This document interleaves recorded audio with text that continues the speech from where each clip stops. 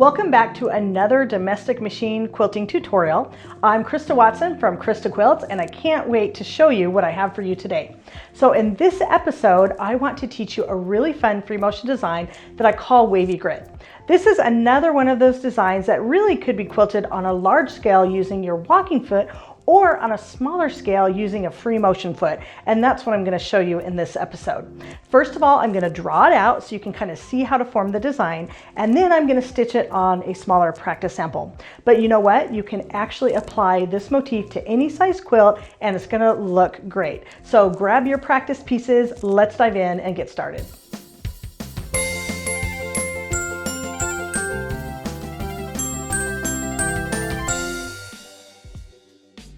Free Motion Wavy Grid is design number 40 in the book.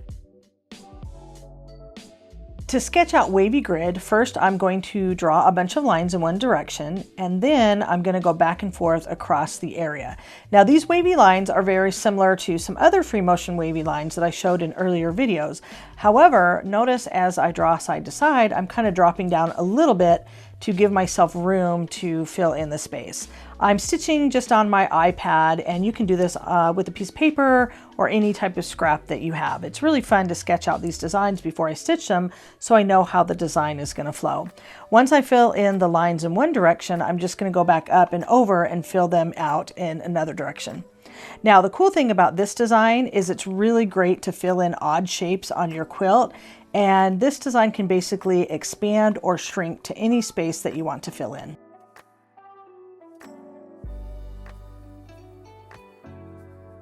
When I'm stitching out this wavy grid design, I'm following the same quilting plan that I just drew out.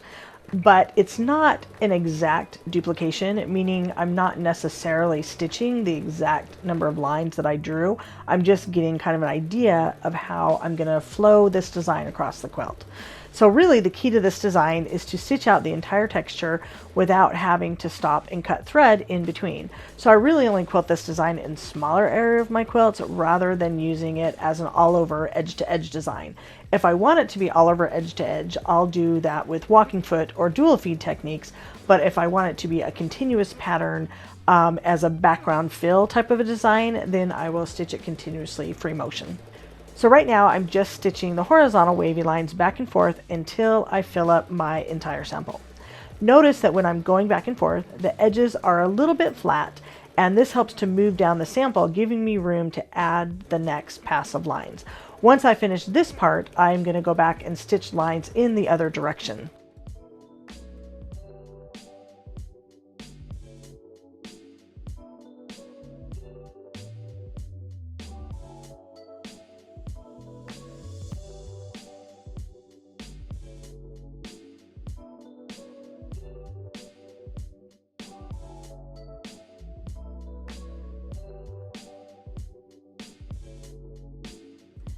Now I'm stitching the lines up and down to fill in the wavy grid pattern.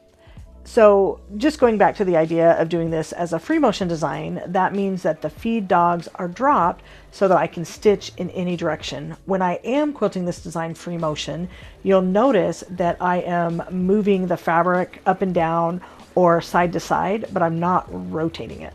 If I were to do this as a walking foot design, I would stitch lines in one direction and then I would rotate the whole quilt.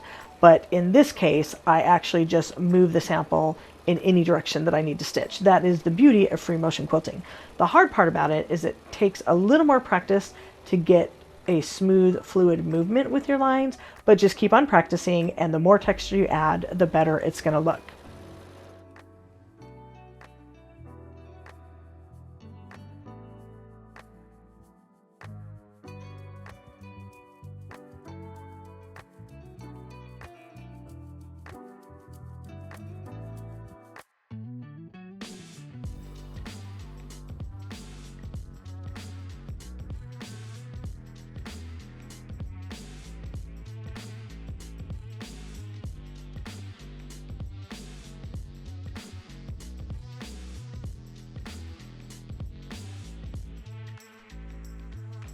And here's what my small scale version of Wavy Grid looks like once it's been free motion quilted.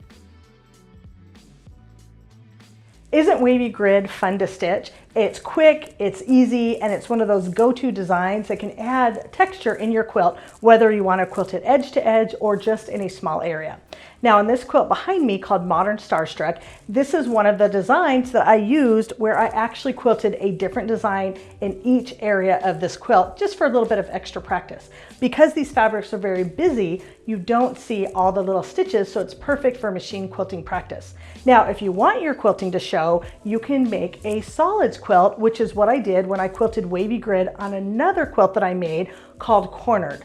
The pattern for Cornered can be found in my book, The Ultimate Guide to Machine Quilting, that I wrote with Angela Walters. And on the solids, it really shows up. So whether you choose solids or prints or a combination of the two, the best thing you can do is practice to perfect your free motion quilting. I hope you're enjoying these tips. Check out the description box for even more tips and links to everything I talked about. I'll catch you in the next video.